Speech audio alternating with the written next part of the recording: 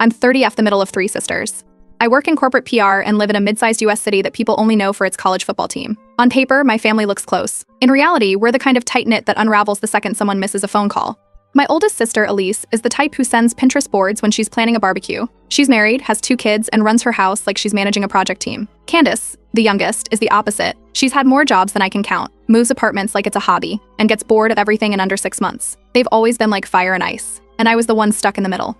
Growing up, it didn't matter who started the fight. If I was in the room when it happened, it was somehow my fault. If Elise rolled her eyes at Candace and Candace threw something across the room, our mom, Ruth, would turn to me and say I must have let things escalate. If I tried to calm either of them down, I was playing both sides. If I didn't say anything, I was keeping secrets. That started when we were teenagers. I used to repeat things word for word, thinking if I stayed neutral and just relayed messages exactly, it would stop misunderstandings.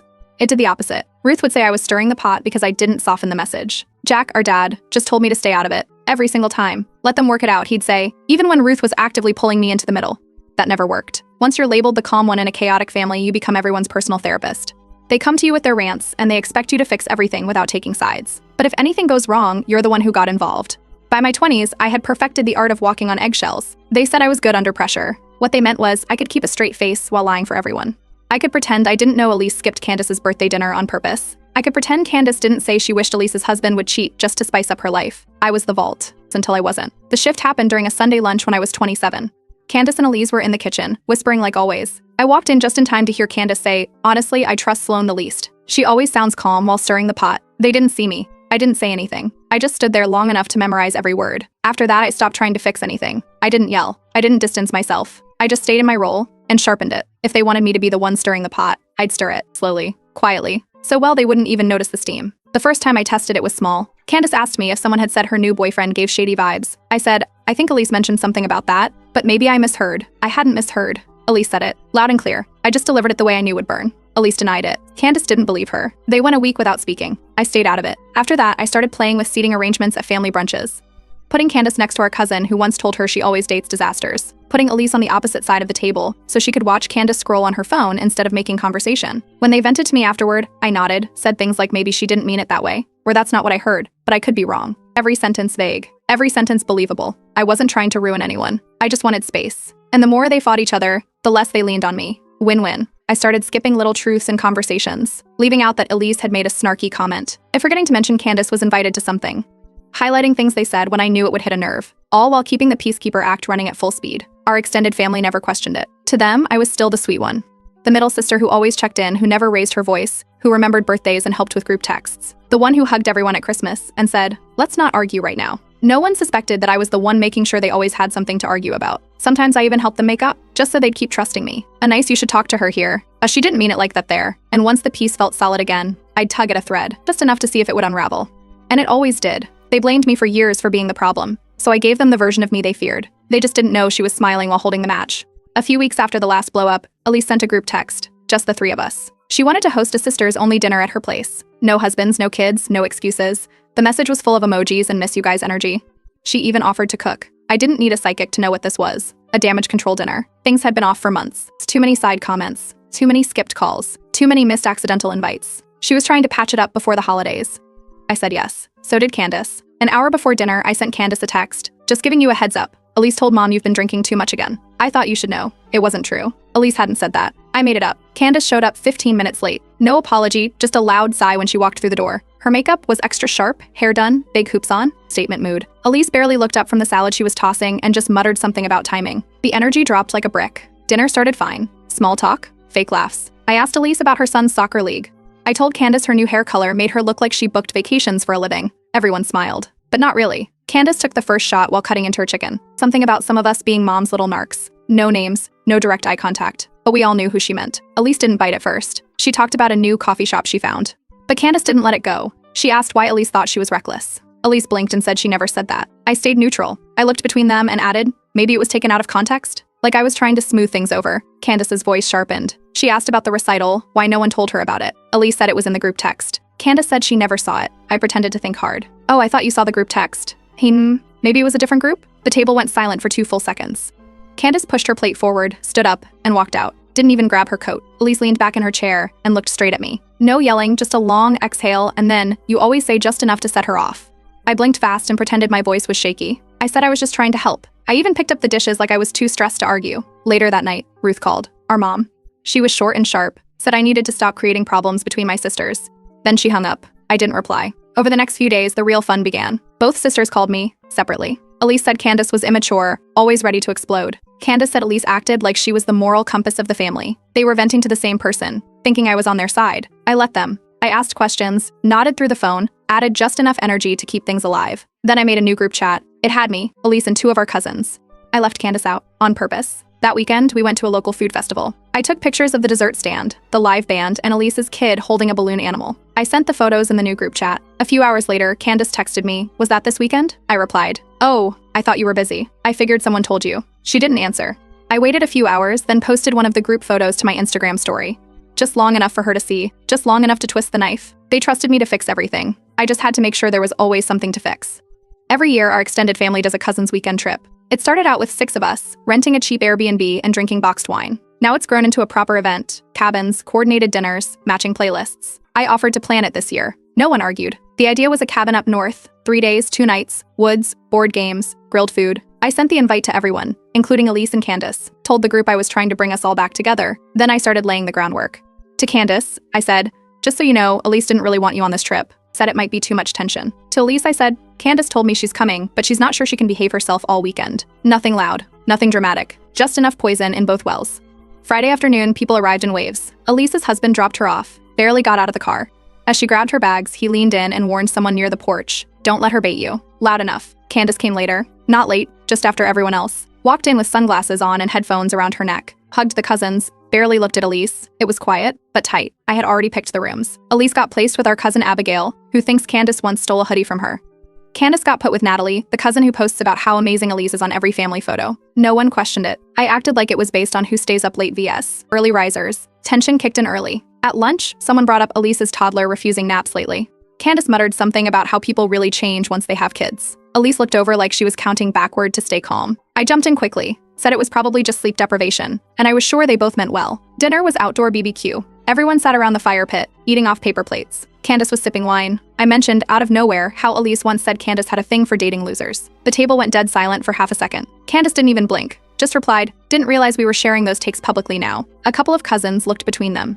Abigail shifted in her seat. Natalie raised her eyebrows and looked away. Elise shot a look at me like she couldn't believe I'd brought it up. "Minkaman?" I just shrugged and asked if anyone wanted more chips. It spiraled from there. Candace started asking Elise what else she'd been saying. Elise tried to deny it, then halfway admitted she'd maybe made a comment months ago. Voices got louder. Cousins started stepping in to de-escalate. Natalie tried to lighten the mood. Abigail said they always make things awkward. Someone suggested switching topics. I stood up and walked away. Said I didn't want to be in the middle. Candace left the table a few minutes later to smoke out front. She texted me, "Is Elise seriously still talking trash about me?" I replied, "She's probably just overwhelmed lately. I wouldn't take it personally." Inside, everyone else was cleaning up. Elise was venting to Abigail about how exhausting Candace was. Jules, one of our quieter cousins, watched me the whole time. Didn't say much, just observed. The next morning, I made pancakes and passed out coffee, like nothing had happened. Candace was short with her words. Elise avoided direct eye contact. Abigail fake smiled through everything. Jules pulled me aside near the deck. She asked if I noticed how these fights always somehow happened when I was around. I blinked and asked what that meant. She said it felt like I was playing dumb about a lot of things lately. I gave her the usual answer. I honestly hate that I'm always the one blamed for other people's drama. She didn't push it, just walked back inside with a glass of orange juice. That weekend, I learned to master not just starting the fire, but sitting beside it, pretending to shiver. Ruth's birthday was coming up. Nothing milestone, just one of those we should all be together kind of birthdays. I told everyone I'd organize something small, said I wanted to keep it simple and make sure it didn't turn into chaos. Everyone agreed. First move, I told Elise that Candace had really wanted to host this year, said she felt left out and wanted to show she could handle it. Then I told Candace that Elise was slammed with the kids and work and wouldn't be able to help with anything. Said it would just be easier if I planned around her schedule. I picked a weekend that Candace had casually mentioned might be packed with work deadlines. Told Ruth it was Candace's suggestion, then stepped back. Elise, being Elise, took over fast. She booked a private dining room at a trendy little Italian place that required preset menus, made a group chat for planning, but left Candace out. Claimed it was an accident. I didn't say anything. Just let the group chat fill up with menu pics and decorations. 3 days before the dinner, I texted Candace, "They finalized everything already? I thought someone looped you in." She went off. Full meltdown in the family group text. Called Elise controlling. Said Ruth never notices when she gets sidelined. Ruth replied once, "I'm tired of all this drama." Then muted the chat. I sent private messages to both sisters and Ruth afterward. I just wanted Mom to have a peaceful night. Said I didn't know the group chat was missing anyone. Said I was just trying to keep things simple. Everyone told me they appreciated me. The night of the dinner, Candace showed up 20 minutes late, wearing jeans and a loose sweater. Everyone else was dressed like they'd just come from a work event. Elise took one look and made a quick comment about how some of us still try. Candace didn't respond. Dinner dragged. Ruth barely looked at Candace, smiled at Elise's stories, and complimented her necklace. I sat between them and asked if anyone wanted more bread. After the party, I told Candace Ruth probably didn't mean to ignore her. Said maybe she was just tired or distracted. Candace said it didn't matter, but she kept texting me for hours. The next day, I sent Candace 2 screenshots. They were real, just taken out of context. One had Elise saying she was exhausted from dealing with childish moods. The other was Ruth replying, "I know, I'm so proud of how you handle it." Candace called Ruth and brought it up. Ruth immediately got defensive, said Candace was always reading into things, said Elise had been trying to help, not criticize. That night, Candace left the family group chat. I sent a message to the others. She's probably just going through something. Let's give her space. The cousins started texting me directly. Ruth said she didn't want to deal with another argument. Elise said she was over it. Word got around that I was the only one still talking to everyone. Candace started calling me more than ever, venting, spiraling, asking me what I thought about everything.